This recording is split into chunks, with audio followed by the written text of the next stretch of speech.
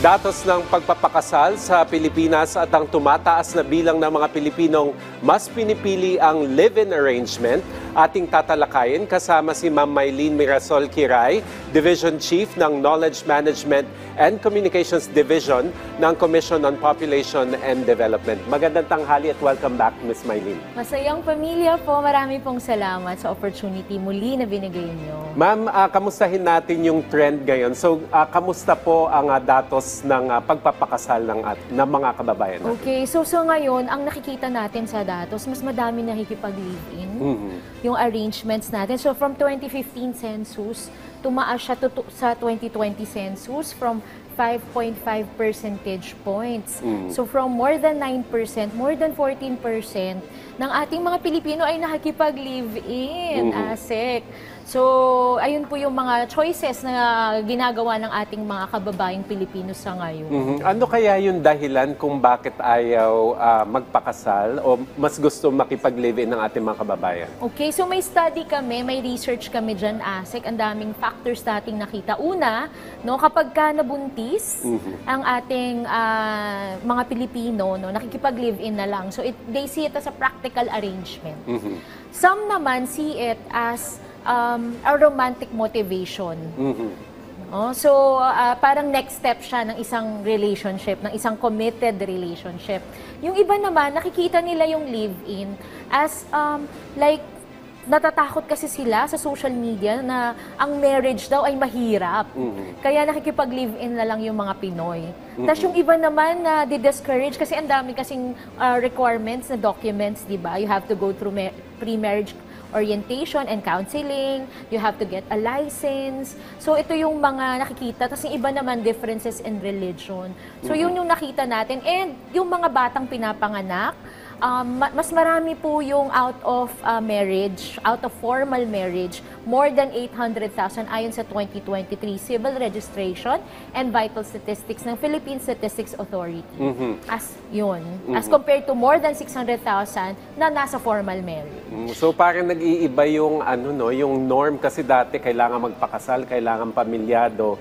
Tapos may malaking factor din yung religion, pero nabanggit nyo rin na differences in religion din ang kumbaga deterrent. Yes, isa sa mga deterrent. nakikita nating factors. Doon po sa research nyo, anong edad o age group ang kadalasang mas bukas sa live-in arrangement? So nakita natin mga 20 to 24 tapos 25 to 29 ang mas bukas sa ganitong live-in arrangements. Ayun, ASEC, yun yung nakita natin sa research saka sa datos din. So ano naman po ang epekto at paano po nito nababago ang pananaw ng kabataan tungkol sa pagpapamilya, kasal?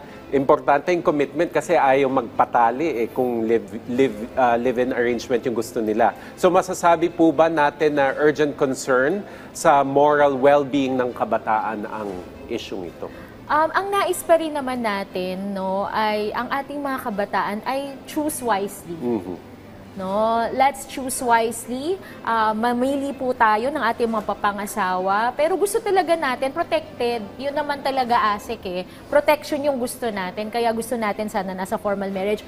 Pero we don't condemn those who chose this arrangement. So, para mas maunawaan lang ng ating mga taga-panood at taga-pakinig, ano po ba yung ibig sabihin talaga ng cohabitation? Sige, yung cohabitation ay nagsasama kayo sa isang mutual relationship, mutual sexual relationship na nagsasama po kayo sa iisang bahay na tuloy-tuloy. Kasi merong actually yung Republic Act, ASEC, no, na kapag 7 years kayong magkasama ng tuloy-tuloy, pagka nag-apply kayo ng marriage license, exempted na kayo sa madaming mga papers. No? So yun yung sinasabi natin cohabitation, tuloy-tuloy na live-in housing arrangement, isang sexual relationship. Ano naman po yung pananaw ng CPD sa tumataas na bilang ng live-in couples at cohabitation arrangements sa bansa? At may epekto po ba ang istrukturang ito ng pamilya at sa pagpapalaki ng mga anak? Obviously, merong mga economic implications din yan. Yes, gusto talaga natin ASEC protection. No, na kapag ikaw ay napanganak sa isang hindi formal marriage or live-in setup, dapat yung iyong rights ay kapareho ng mga nasa formal marriage. So protection of the children and the women na nandito sa ganitong relationship. Yun talaga yung panawagan namin, ang proteksyon ng ating mga kababaihan at mga kabataan. Kung magpapatuloy, Ma'am Mylene, ng trend na to, magkakaroon ba ng long-term implications sa lipunan at magkakaroon ba tayo ng possible demographic shift? Okay, so ngayon talaga, Asek, no, yung replacement level or yung napapanganak ng mga kabataan ngayon ay less than 2. So talagang hindi na napapalitan yung nanay at tatay sa population. So yun na yung talagang demographic structure natin sa ngayon.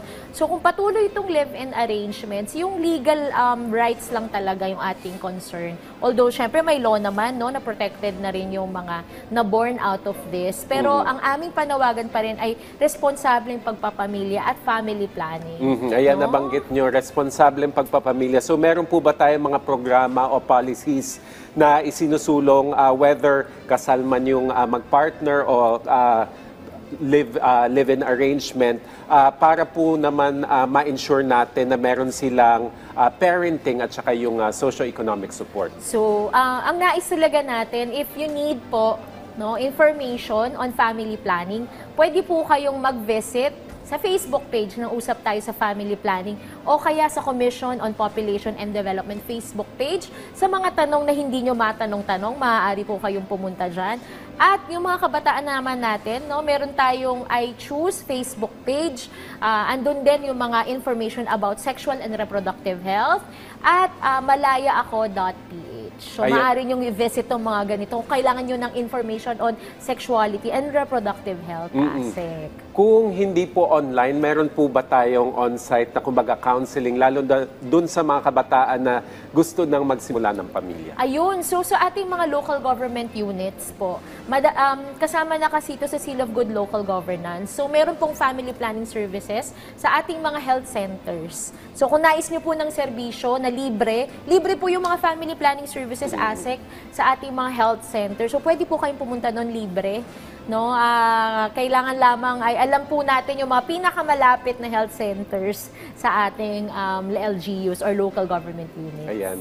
Siguro mensahe na lamang po, Ma'am Mylene, sa mga kababayan natin na nasa ganitong sitwasyon para po mas maintindihan nila yung kanilang mga karapatan at kung meron silang kailangan tulong, saan po sila pwedeng dumulog.